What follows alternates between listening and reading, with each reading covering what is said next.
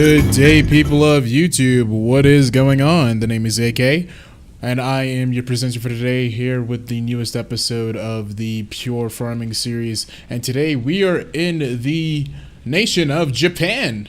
That's right.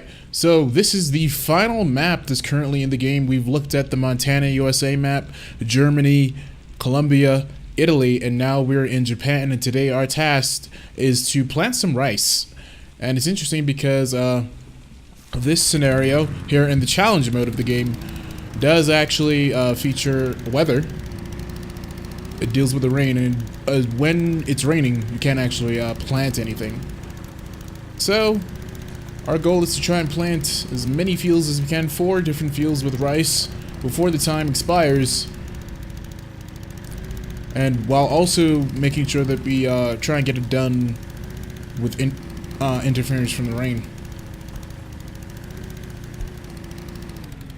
Now, what's interesting about this is that you have the rice fields here, and as you can see, there's actually, let me just get out for a second, but there's actually water. So you're planting them in water. Definitely not very traditional, but hey, that's how they do it. And as you can see, our seeder here is incredibly small. I forgot to buy some seedlings. Yeah, our seeder here is incredibly small. It's basically like a motorbike, a very slow one, that's used exclusively for planting rice. Okay, there we go. So, put it into work mode here. Alright. Mechanism has begun, and okay, it's not planting. I ran into this issue before on the Montana map.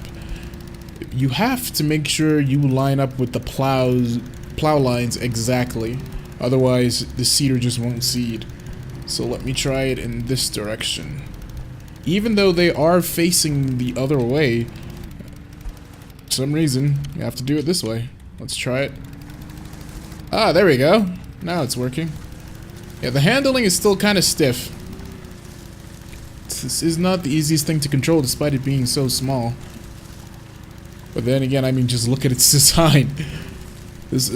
I have to wonder, yeah, it is an actual, like, you know, branded vehicle, but it looks like a home project, really, like someone who had some knowledge of engineering and mechanics just threw this little contraption together. That's how this looks to me. But nope, it's an actual licensed, real brand name product. Wow. Alright. Definitely not the easiest thing to drive. The tractors are easier to drive than this thing, despite this being so simple. And it's so tiny. Okay.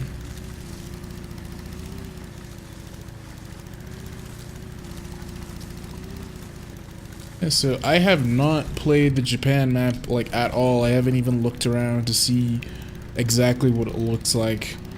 But from just this little area that we have here, okay, so I can't reverse at all. Alright, but just from this little area that we have here, it looks rather beautiful. But I will have to properly go ahead and take a tour. Now, I want to apologize for some info I mentioned in my last couple of videos. Mainly I want to apologize to the guys over at Ice Flames, the developers, because come on. Because I played a little bit of the game last night, and I've been discovering quite a few things.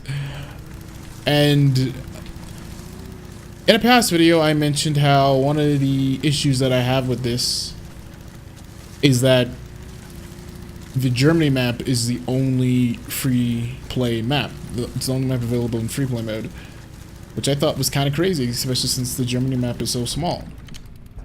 But it turns out that you can actually play all of these maps, every last one of them, in free play mode. And the way that's achieved is by going to the logistics center, and then you can travel to the other locations. And you could even take your machinery with you. A select number of the machinery that you bought, you can go ahead and you can take it with you. So you can start your farming career on one map and then just jump over to the next one. And the best part is that you can save your game without overriding the original one. So you can basically have a save game for each of these maps, which is pretty cool. I think what's probably the best part about it is that your balance, your bank balance, also travels with you. So let's say you have $200,000 on one map, and then you decide to travel to the next one. That $200,000 is gonna travel with you. Now it's basically gonna reset everything. Like, you're not gonna own any fields, so you're gonna have to buy your fields all over again. You're not gonna have any animals. You're gonna have to build some structures that aren't, if they aren't available. But it's still pretty cool that you can transfer your map and you don't even have to start from scratch. Not, at least not completely. So I thought that was pretty neat when I found that out. And we're actually going to go ahead and look over that in the next video, because I have switched the map. I'm not going to say which map I picked. You'll see if you tune in to the next video after this one. But yeah, that's pretty cool. So yeah, it's interesting how there are features in this game that aren't clearly obvious. And in a way, I kind of see that as a problem, because, I mean, with this being the preview build, right?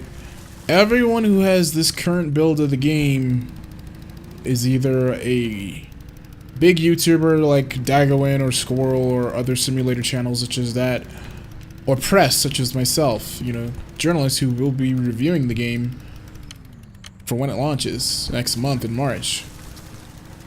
So, in a way, I mean, you should make it very easy to access everything, so that way when myself and other press are reviewing the game and when these YouTubers are playing the game, we can have the full experience, so that way we can tell you guys about it and have a complete opinion. Because with this current state, it's basically just playing, and it's cool to discover things on your own, definitely. Like, some games really, they overdo it with the hand holding, but this game has no hand holding at all. It really does just throw you out there, and it wants you to figure things out for yourself. But apparently this is only in the preview builds, because developers have been answering some questions, and it turns out that the full tutorial mode, which is going to be called My Farm, is going to be featured in the full game, the retail release, which should explain things a lot more. It should actually provide some explanation instead of just leaving you to venture out on your own and figure things out by yourself. Like, I had no idea the logistics center going there would allow me to switch maps and transfer my vehicles. Like, I was blown away. I was like, what? Like, my reaction was like, what? I wanted to record it, but then I said, no, I'm gonna just save it for the next video, because I'd already planned on doing this as the current video, so I decided I'll just wait until I'm done with this one and then move on to the next video, and then we can talk about that in a little more detail. But yeah, in a way it's cool, you know, the whole discovery aspect, but also in a way, I mean, considering the circumstances, yeah, things should have been explained a little bit more, just so, like I said, us press and YouTubers, we could just give you guys like a full rundown of what's in the game. But I don't know, maybe it was a deliberate decision by the developers to hold some stuff back until release.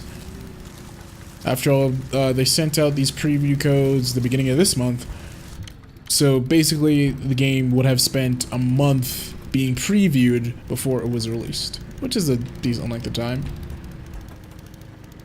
But yeah, I do want to just apologize for that blunder on my part, but even though I take full responsibility for not, like, properly looking into it beforehand, it's still a matter of there was no way for me to know other than just aimlessly poking around, pressing buttons, going into different areas, and just try to see what works and what doesn't work, you know?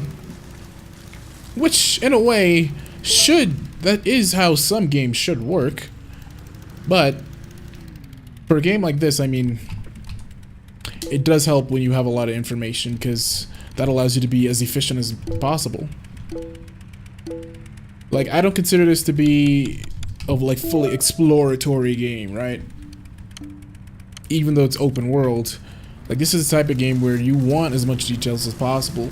You want as much info as possible so you can build a decent strategy. Because that basically just adds to the experience. Although, like I said, that discovery aspect is cool. It's just circumstances, right? Circumstances. Alright. Alright, now I realize that my lines are not totally straight. I can see the gaps here. But this thing is so twitchy. The handling and the physics definitely need to be adjusted, and apparently they will. Again, I don't want to talk too much about that because I'm saving some discussion points for my next video so we can have something to talk about. But what we can discuss right now is I want, like, from all the videos that you guys have seen, because like this is the last map in the game, so by now you have seen all of the maps at least. Like, we haven't gone into great detail about every single aspect of the game here, but you've at least had a look at all of the maps that are available. So from what you see, from the gameplay that you see, what are your thoughts on the game? Just from your observation. I know my gameplay skills aren't the best because I'm still getting used to it. I mean, I am fundamentally used to it, but there are still things that I have to get adjusted with. Like this stupid rice seeder that won't move. like my goodness, it's like that wheel doesn't want to turn. It's so stiff. But yeah, from what you see, how do you feel about the game? Do you consider this to be like a worthy competitor to the Farming Simulator series? Or do you lump it in with all the other farming sim imitators, I guess you can call them? Like for me, I think, yeah, like again, I've mentioned this before, it does do a lot of things blatantly just like Farming Simulator. Like, it isn't shy about when it comes to similarities. But I mean, Farming Simulator just started this whole genre, right? It gave birth to this genre. I don't think there was any other farming simulation titles before the original Farming Simulator, like the very first one that released 10 years ago. So of course, everything that came after that would just automatically be considered an imitation. And there isn't really much that you can do to change up the formula. Like, for example, Microsoft got us all introduced to the world of flight simulators with its series Microsoft Flight Simulator. And that, which started off back, I think it was like either the 70s or the 80s, believe it or not. I think it was around the 80s, though. The very first flight sim came out. And it's like, since then, we've had many other flight simulation titles appear. Of course, we have offshoots like Prepar and Flight Sim Worlds. Those don't count. I'm talking about like actually new original ones such as X-Plane, for example. Like, you can consider X-Plane to be an imitation of MS Flight Sim, but it's an imitation that improves upon the concept. So it's not bad to have an imitation of a game. It's bad to have a bad imitation of a game. Which is something that I've mentioned before. I forgot exactly which video, but I did mention that point before. So to me, Pure Farming is an imitation, but it's a decent imitation. Like, it has flaws. It's not perfect. There are annoyances about it specifically that I have, but I can see myself enjoying this game for many months to come as long as the developers make some improvements, add some new content. And I feel confident that that's probably what's going to happen. I think what I really want to know is, is this going to make me leave the farming sim world? Like, am I going to legitimately stop playing Farming Simulator just for the sake of playing this? I don't know yet. Especially since Farming Sim 19 is coming out later this year. Maybe if I get a review code for that as well. If I like it better than I like this, then I'll just jump back into Farming Simulator. But I think for at least for the time being, I will like stay away from FS17 just so I could really explore this more. I'm talking about after the review, clearly. I mean, like, playing this for myself, no longer just playing it for videos or for the sake of review, but actually playing it legitimately just for entertainment. Because there's some good stuff here, stuff that I really like, that I've mentioned before, so I'm not gonna repeat it again. Or, okay, I guess I can repeat it just in case you're a newcomer and this is your first time watching one of these videos here on this channel. But just quickly, basically what I like about this is I like the UI, it's very clean, very modern. I like how there's drone mode, for example, which is totally unnecessary, but so very fun. I like the detail of everything, like everything is super detailed in this game. The various bits of machinery, whether it be the actual machines or the devices, that's what they're called. But you can call them tools, but the game calls them devices. For example, like seeders, fertilizers, etc., etc. I like how much detail has been put into the models. They're very well detailed, look very realistic. The graphics aren't mind-blowingly amazing, but they are really visually pleasing. Like, you can see the trees swaying in the wind, for example. That looks pretty nice. And even the buildings, you can see a lot of detail has been put into them as well. Yeah, it's visually pleasing experience all around. And the machine sounds aren't too bad either. So yeah, as long as those pros stick around, and they will stick around, and some of the flaws can be adjusted, I think, yeah, I'm gonna continue enjoying this.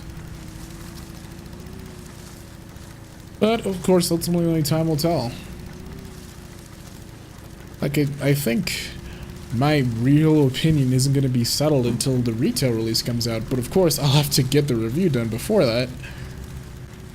So I don't know, I may just end up making a follow-up review later on, which has happened before. Not me specifically, but I've seen other journalists do it before, where they'll revisit a game like a year later or 6 months later after some time has passed and DLC and patches and updates have all been released. And that's really the game market today. It's interesting, you know, I mean, back during the 90s, in the early 2000s, like, patches and updates, those weren't things that you had. Like, when a game was released, that was it.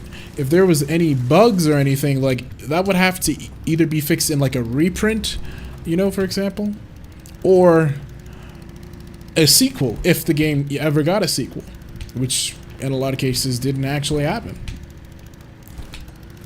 So developers only had one chance, for the most part. They had one chance to get everything right. And so quality control wasn't perfect back then, but I think it was a lot better than it is now. Like, there were bad, broken, buggy games back in the 90s and the early 2000s, but the extent to which they were released compared to now, minus that whole Atari situation, it's you can tell that there's a difference. So, like, games today from a lot of studios, even big studios, are released in very, like, lukewarm states, I guess you can say it. Not every game, but a lot of titles. And then we have the whole early access thing going on, which is kind of crazy. So far it's only on PC and Xbox, but perhaps even PlayStation and even Nintendo might eventually start allowing it too. I mean, early access titles aren't terrible, but they're called early access for a reason. And it's like developers use that as an excuse to release unfinished games. Like, okay, we're not going to release the full game in an unfinished state, but if we call it early access, it kind of serves as like a good scapegoat as to why certain things aren't there yet, or as to why there are game-breaking bugs and whatnot, because, hey, we're still working on it. I mean, to me, in a way, it's kind of like going to a restaurant and, you know, you buy some food and they serve it to you as it's being cooked. Like, that's kind of ridiculous, but just imagine that you sit down at the table, right? You order your plate of food, and the chef and his assistants, they come out and they prepare your food in front of you, and they want you to start eating as soon as it's just edible enough. Like, it's not completely done yet, but as soon as it becomes just edible enough, then you can start eating. And then by the time it's finished, like, you know, you've already paid for it. But you're gonna spend your time eating like undercooked food in the meantime. Like, that's kind of a silly example, but I can't think of another way to put it. But to me, that's kind of like how this is. How early... Not this, sorry. I didn't mean to say this, because this is an early access title. I'm talking about early access games in general. Like, you buy the game, it's not done yet, but you already bought the game, so they already have your money. Like, it works. Clearly it works. Because a very certain game has gotten incredibly popular, even though it spent a good chunk of its time last year in early access. I'm sure you know which one I'm talking about. And if you don't know which one I'm talking about, where have you been? But yeah, bringing a conversation back to a game like Pure Farming 2018, where it's not an early access title, but improvements and whatnot will be made after release, which essentially means that, let's say 6 months from now, or perhaps even the same time next year, things might be so different that it might almost negate my review next month. I just find it weird, you know? I mean, and games are really the only thing that end up being like that. Like movies, you don't review a movie before it's finished. Like, you have pre-screenings, but those pre-screenings of movies are just you watching the movie early. But the movie itself is done. Like, what you watch, let's say, a week before the rest of the world is going to be the same as what everyone else sees. Whereas a game you get early, whether it be an early access game, or whether it be a game you just buy at launch, like, that game could very much well be different 6 months or a year later. This doesn't apply to every single game out there, but it's just amazing how the industry has changed. And even though a lot of gamers complain about it, like, I mean, it's still something that's so popular at this point that regardless of all the complaints, I don't think it's gonna go anywhere. Like, it's not gonna change. Now, of course, the question comes up, like, has this made developers lazy? I don't know. Perhaps it has. It's given them an excuse to release undercooked games with the possibility of saying, hey, don't worry, it's like this now, but we're still working on it. Of course, like, you know, sometimes it's not really the developers who want to do it. Sometimes it's the publishers who are forcing them. Because, again, gaming is a business, and all those publishers care about is seeing the green, so they want these developers to get these games out as quickly as possible. Whatever issues that aren't going to impede people playing the game, don't worry about it. Just make sure the game is released, call it a day. You can work on the rest later.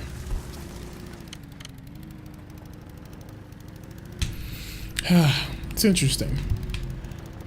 And speaking of interesting, this is taking a very long time. My goodness, like, I know this thing is small, but these fields aren't massive, but they sure are taking a long time. I wish I could have gone the other way, because I think the other way is slightly... Yeah, this field is longer than it is wider. That's how it looks. So I wish I could have gone lengthwise instead of widthwise. This is taking forever, but again, it didn't work when I was going in the other direction. And I wonder if that's actually a glitch or if that's intentional. I don't think it's a glitch, since this has happened on the Montana map too, so I'm guessing it's just a part of the game where you have to follow whatever direction the plow lines are. Which in a way is... I think it's realistic? Like, if you happen to be a real farmer, correct me if I'm wrong, but is it true that when you plow a field, that you have to plant in the same direction that you plow? I do wonder about that now that I think about it. I know in Farming Simulator it doesn't really matter. You just plow the field and you can start seeding right afterwards. It doesn't matter if you go left, right, up, down, all around. As long as the field is plowed, regardless of which direction you go in, it's going to start seeding itself. Alright. Now it says that we've finished one field, so I guess you don't have to finish all of the field? Okay. Let's move on to another field then. And wait! Uh-oh. We're running out of gas, guys. Okay, let's try and make it to the petrol station. Did I just say petrol? I'm not from Europe. Why did I just say petrol? Let's make it to the gas station. Can't believe I just said petrol. Oh my goodness. Wow. Wow. That just happened. Okay. But we can buy field. We can buy fuel from the tablet. Okay, cool. It was only $7. And I'm just noticing that apparently this engine only has a gas tank that can hold up to 1 gallon? What? Excuse me? Let's buy some more rice while we're at it. Like, I find that very strange. Like, if it really was a gallon of gas, then what on earth? How much is this consuming then? Like, 0.5% per hour? Alright. I knew the capacity couldn't be that much, because, I mean, hey, look at the size of this thing. It's like a lawnmower. But interesting. Alright, so, I hope that made you laugh as much as it made me laugh. Now let's see if we get this in the right direction again. First try? First try, yeah! Cool.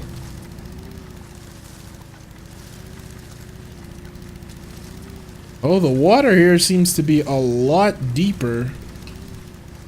Because in that other field, the seedlings popped above the water. Here, the seedlings seem to be... Okay, they're still popping up out of the water, but it doesn't seem to be to the same extent. It does seem to be just a little bit deeper. I know the field is clearly a lot larger. That's going to make this even harder, because trying to follow the lines, it's not easy, because you can barely see them. Like, you can see them kind of when I zoom out, but like, when you go into the first person mode, it just shows how tiny and simple this thing is. I still can't believe, like, this is an actual branded piece of machinery. It really does look like a homebrew project. Like, you can download the blueprints offline and assemble one yourself if you have the right parts. And you probably can, really. I mean, people can make their own motorcycles, right? So why can't they make their own rice planter?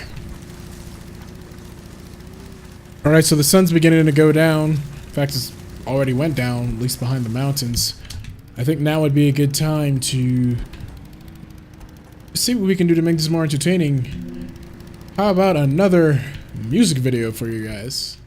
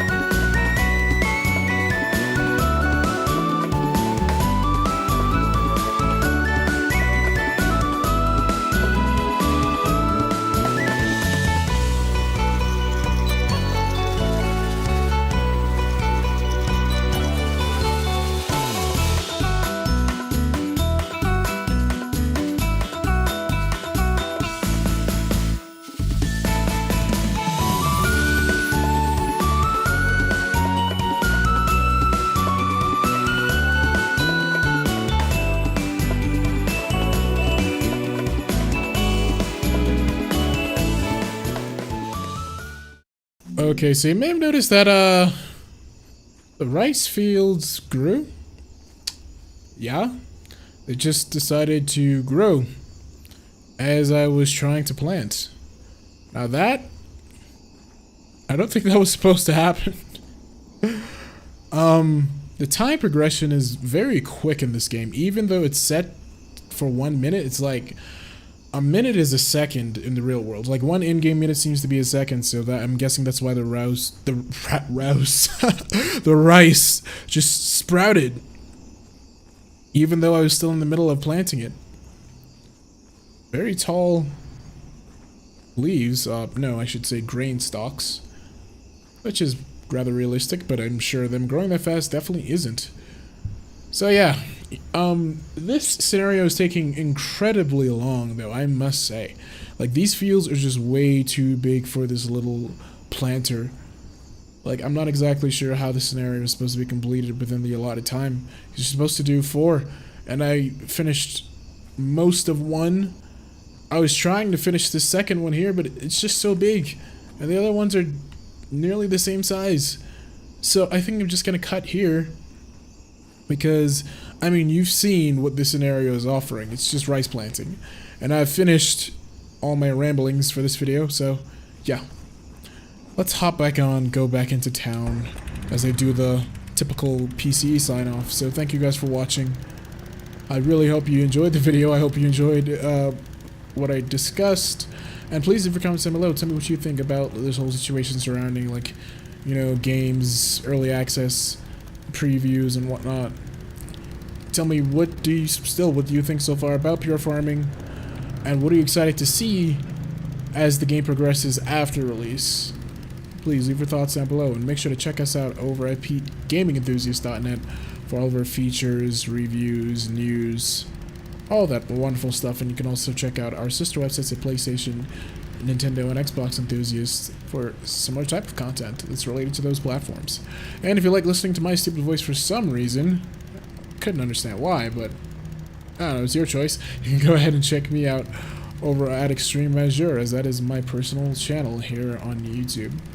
Well, that's it, guys. I want to thank you for watching, and I hope to catch you in our next video. We will be returning to free play mode with some exciting stuff to discuss and see.